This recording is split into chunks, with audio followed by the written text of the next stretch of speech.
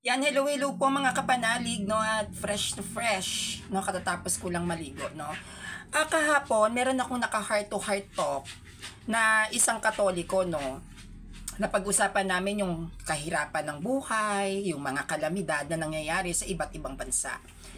Hanggang sa napunta siya sa isang tanong sa akin, kung ano daw ang masasabi ko sa mga Katoliko na nabibili ng pera. 'Di ba may mga Katoliko na nagprotestant dahil sa pera at meron namang Katoliko na Katoliko pa din pero tumatanggap pa rin ng pera. Ano ba yung masasabi ko diyan? Alam nyo, to be honest mga kapanalig, yan ang isa sa kinatatakutan ko at hindi ko yung gagawin. Yung gawin kong trabaho, yung simbahang Katoliko. Yan ang dahilan kahit nung sa old Facebook ko na may almost 20,000 followers, hindi ko siya minomonetize. Yung YouTube ko, though na yan ay may mga ads, no, may mga ads yung YouTube channel ko, pero hindi pa rin po siya fully monetized. Kasi talagang pinag-iisipan ko yan ng maigi, though na nire-request yan ng mga tao sa akin. Alam nyo, yung mga, doon muna tayo sa Katoliko na nag-protestant dahil sa pera. Alam nyo, nakakatakot yan. Ngayon, sige, tumatanggap kayo ng pera, nag-e-enjoy kayo financially. Hintayin nyo yung paniningil ng Diyos sa inyo. Meron akong friend before sa simbahan na humahawak siya ng PYM, no? Before Parish Youth Ministry siya. At ginamit niya yung pagiging head niya sa solicitation. Syempre, solicit dito, solicit dyan. And then we found out na maraming pera ang hindi niya inire-release, no, sa amin.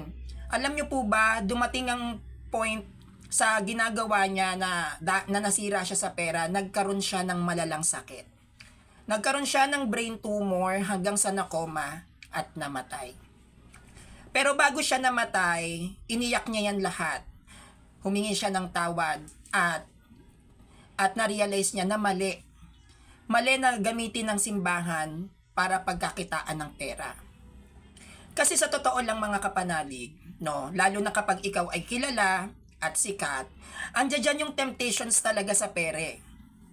Andiyan dyan yung gagamitin ni Satanas din minsan yung mga tao sa paligid mo para bulagin ka sa pera. Hanggang sa maging robot ka at maging sunod-sunuran ka sa tao kasi may natatanggap ka eh.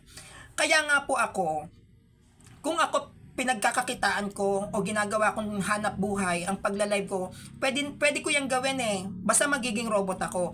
Tignan nyo, bakit hindi po ako nagpapamanipula? Bakit ako lumalaban sa ibang mga Katoliko? Bakit hindi ako nagpapahawak sa leeg? Kasi hindi po ako nagpapauto. Hindi porque may mga pera sila at alam kong mali yung ginagawa nila, ay ito tolerate ko, hindi po ako ganon. Alam nyo, sa totoo lang mga kapanalig, kapag ang simbahan ay ginamit mo para lang pagkakitaan mo, naniniwala ako dito, hintayin mo singil ng Diyos sa inyo. Ngayon, sige, mag-enjoy ka, malunod ka sa mga material na bagay, malunod ka sa pagtanggap ng higit, no, ng mga higit na salapi o sobra-sobrang pera. Ngayon malugod ka. Darating ang isang panahon na aanihin nyo yung ginagawa ninyo. Darating ang isang panahon na yung mga pera na kinakamal ninyo dahil sa panggagamit sa simbahan, mauubos at mauubos yan. Mauubos yan, merong darating na dagok sa buhay mo na kahit na anong pasok ng pera ay hindi mo rin siya mapapakinabangan. Merong isang sikat na defender ng Katoliko. Sikat na sikat siya, hindi ako magda-drop name. Nagkaroon ng leak na ginamit niya yung simbahan para kumuha ng mga sponsors. Kasikatan niya noon, during that time, ang dami niyang sponsors. Nanloko siya, nagbenta siya ng overpricing na libro, overpricing na kahit na ano, basta involved ang Catholic Church, nagbebenta siya. Well, hindi naman masama talaga magbenta, pero yung mag-overpricing ka, mali yun. Alam nyo po ba, nung nawala yung kislap ng kanyang pangalan, nagkaroon siya ng maraming sakit sa katawan. Meron siya ngayong kidney failure, meron siyang sakit sa puso, high blood pa siya, at nagme-maintenance. Can you imagine, yung kasikatan niya noon, nung siningil siya sa ginagawa niya, wala na po siyang pera ngayon. Kahit na anong gawin niya na panguuto sa mga tao, dumating ang isang araw na wala na yung ningning niya, yung kislap niya. At sa pagkamatay ng kanyang kislap bilang isang Katolikong depensor, sunod-sunod ngayon yung dagok niya financially. Saan siya siningil? Sa kalusugan. Usually, ang mga tao na ginagamit ang simbahan para lang pagkakitaan, sinisingil yan sa kalusugan. Naniniwala po ako dyan, may mga gabayan. Kung ikaw ay nanloko ng isang tao, hindi ba para sa atin, alam natin to, pag niloko mo yung tao, may balik yan. Diba? Kapag nanlamang ka ng kapwa mo, may gabayan. Pag nanakit ka ng tao, diba, naniniwala tayo, nababalik din sa'yo kung ano yung ginagawa mo. Eh, what more pa ang Diyos? What more pa kung ginagamit mo ang Diyos para gawin mong hanap buhay? What more pa kung ginagamit mo ang Diyos para pagkakitaan mo? What more kung ginagamit mo ang Diyos para lang magkaroon ka ng komportabling buhay? May balik yan. Ngayon, sige. Enjoy the spotlight. I-enjoy nyo yung ningning ng mga pangalan ninyo. Ang Panginoon, minsan, ilulubog ka niya doon sa how can I say this, karangyaan. Sige, hayaan kanyang malunod ng malunod.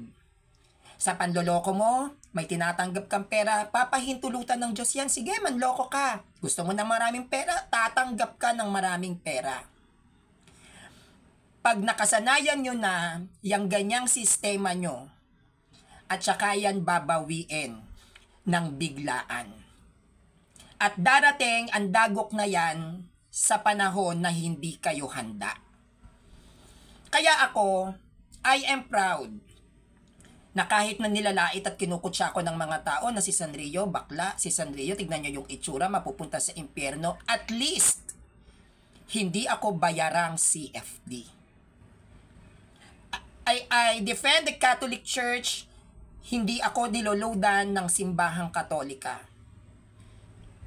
Ang mga load ko, it's either bibigyan ako ng mga kaibigan ko, ng mga kaibigan ko, sarili ko pong pera, galing sa pinagpawisan ko. Dumedebati ako, sinasabi nila sa Sanrio, dumebati ka, ang taas ng views mo. Bakit ako dumedebate? Para ba sumikat? Hindi. Para tulungan ang mga debating platform na pasukin ng mga tao yung mga platform nila para magkaroon din ng mga debate. Ako dumedebati ako hindi para sa pangalan ko. Dumedebati ako para i-encourage ang ibang mga tao na makipagdebate din kayo. Ito yung platform na to para maintindihan ng mga tao kung ano yung dapat na aral na maintindihan nila mula sa Protestant. Nagla-live ako, no? Ako ay nagla-live. Hindi naman para sabihin na sikat ako.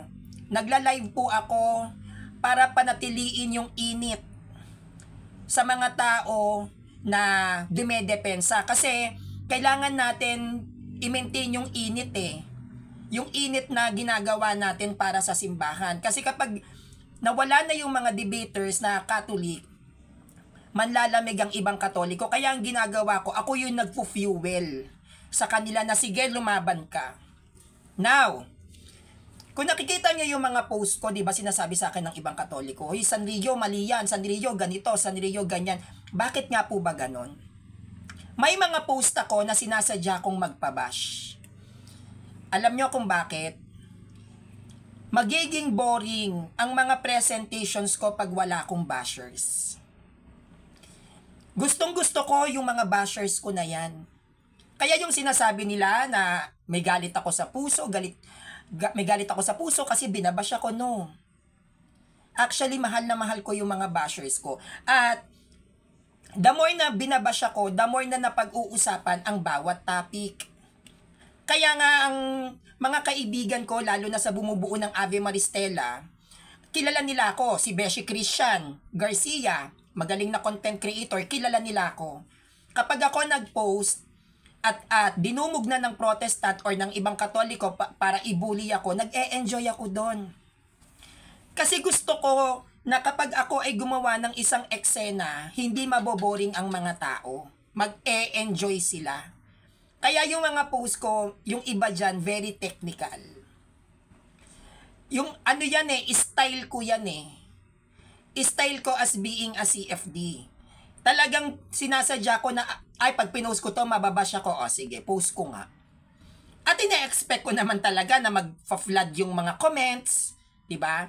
Maraming magtataasan ng kilay, it's okay.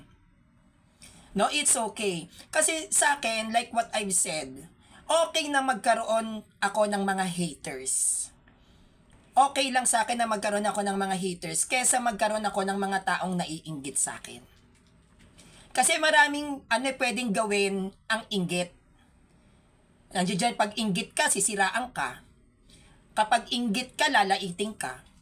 Kapag may inggit ka, no, kahit hindi mo kilala yung tao, ida-down mo. Hindi katulad sa mga haters. Kapag sinabi kasing haters sa akin, hate nila yung post ko. Hate nila yung live ko. Hate nila yung aral na meron ako. Hindi ako yung hate nila, kundi yung dala-dala kong doktrina. Kapag inggit naman, dyan papasok yung naiinggit sila sa'yo kasi meron kang bagay na wala sila. Naiinggit sila sa'yo kasi meron kang katangian na wala sila. Naiinggit sila sa'yo kasi may na-achieve ka na wala sa kanila.